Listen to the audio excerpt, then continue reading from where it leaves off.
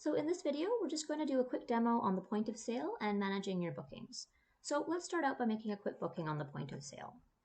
So first of all, we'll click on the date that we want to search. So you can select a specific day, or if you want a date range, just click on the first day, hold down your mouse, drag it along, and then release. So here you'll see all your options come up from that date range.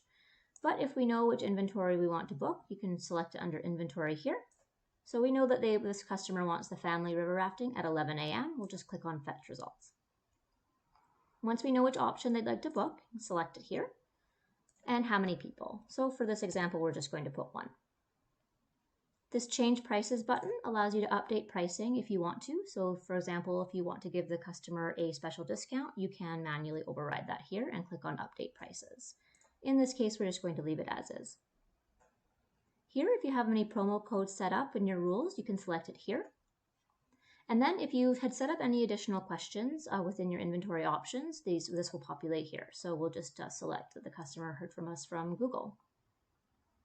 Here is where you can enter your group information, but you can also skip this last step for now and just add the details later.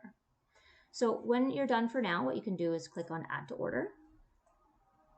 So this order is started. You can then search additional dates and you can add more to the order, or you can just complete it if this is all they want to book. So in this stage, you can also attach the contact name. If you already have a contact, you can search for them or create a new one. So we'll just add mine very quickly here. There we are. Once we have a contact, we'll click on Complete Order. So here are the details. Just for this example, we've left the rest of it blank, but you can always edit that later. So this is where the billing contact details are. I'll just point out it is important to have these details filled out, especially the email, as this is the main contact person on the booking who will receive the notifications, such as the booking receipt. So this group section down here is the information for the additional guests, but it is most important to have the billing information here. So we did add that contact in the previous step, but if you forgot or you want to continue adding more details, we just click on Edit. You can also edit the group information in this stage here. So while we're in edit mode, you can also add a line item.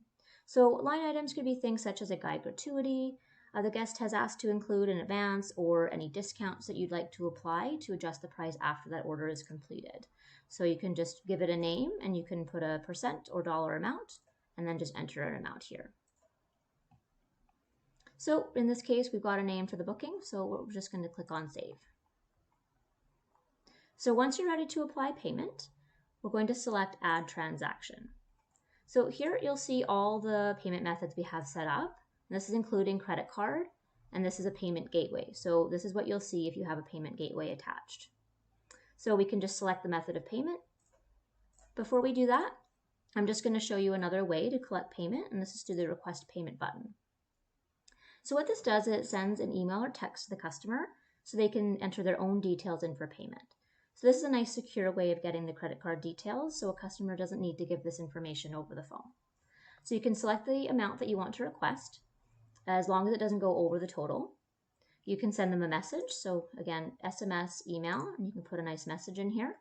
And you do have the option to also put an expiry time. So if you want this link to expire in 4 hours, you can do that. If you don't want it to expire, just select Never. So we'll just add our transaction. I'm just going to put custom payment method for this, and we're going to select Enter. And you can see now the balance is 0. So next thing to do is look at the status. So right now this booking is confirmed on our end and we have payment attached. So we're just going to select on this button here and we can select that it is received. So later on we'll go over how to manage this in your Rezgo settings, but for now we just did this manually. So once the booking is complete and you're ready to send the customer their receipt, we'll just click on this Send Notifications button and your main billing contact will receive everything. So we'll go ahead and do that now. And then that will disappear. If you want to see the list of notifications that are being sent, you can click on this green Notifications button. So you can see that we have the customer booking receipt and a waiver sign request. So this is a demo account, so all these here are just for demo purposes, so don't worry about this. It's these two that are most important. So since this inventory item had a waiver attached, you can see that when we clicked on that green button, that the notification, one of them is a request for them to sign their waivers. And you can also see here very clearly that the system is telling you you need some waiver signatures. But if you have any questions about waivers and how to set them up, you can contact us, or we have lots of information about on our support page. So if a customer wants to make a change on their booking, this can be done with this move item date. So you can just under here select if you need to select a new inventory item or another time. Let's say the customer now wants to go at 10 a.m. instead of 11, they can do that. And you can also change the date. So it is just important to note that with your settings, especially if you're a site administrator, this overrides any availability rules. So basically, if you have any blocked availability, it might not show here. So you do have to just make sure that you know that the new time and date is available before you make any changes. So if you do need to cancel a booking, the way we do this is, again, go to status, and we're just going to select cancel. So right now, I'm just going to put that this is a test booking, but you can put any notes you want in here. So I will point out as well that it is important to issue any refunds separately to the customer. It's a separate step than just canceling it. So if your payment gateway has refund support, all you have to do is select refund here. Make sure credit card is selected and the correct amount, and then any additional notes you need to enter.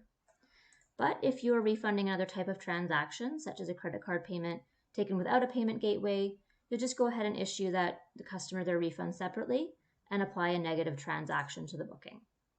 So this was our original payment method, and then you can just enter a negative transaction and it will all balance out. Well, so finally, you can also make a refund to a gift card so the customer can book with you at a later date. So again, if we click on add transaction, we're still in here now. Change that method to gift card. Click on this little spend button and select credit.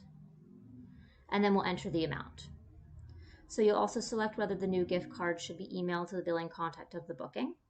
And if the billing contact email address is not there, you will need to enter an email address in the billing details. And then click on enter when you're done. So in this case, we'll just go back to our original method and we'll do a negative transaction here.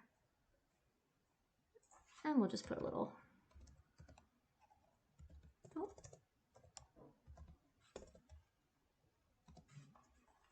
would help if I could type.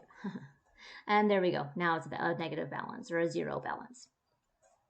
So I'll just go back to our bookings list. If you want to clean up your bookings list, for example, this cancel booking, you don't want to see it here anymore, you can archive them. So just click on the three little dots here and we'll click on archive. So it takes a minute, but you can just see that that has been archived. And then if you want to pull up all the bookings, including your archived ones, you just click on this button here. So finally, what we'll do is we'll just look at our settings section. So there are some changes you can make to do with everything in your account in settings, but especially on bookings. So if you go to settings and then system configuration, to scroll down, have a look here at booking management. So for example, we mentioned before that you could automatically change the status to received, or you could make a change here. So that's what you do here. So before, if you remember, we had to actually change the status to received when payment went through. It was pending and then we had to change it. But if you would rather it automatically be changed to received, you can actually do that here. So it's totally up to you. So if you do have any questions about bookings or anything in your Rezgo account, just remember that this little help button here, if you click on it, then a list of support articles will show up based on the page that you're actually on. But of course, as always, if you ever need help, you can always just contact us whenever you like. We're very happy to help. Thanks, I hope you enjoyed it.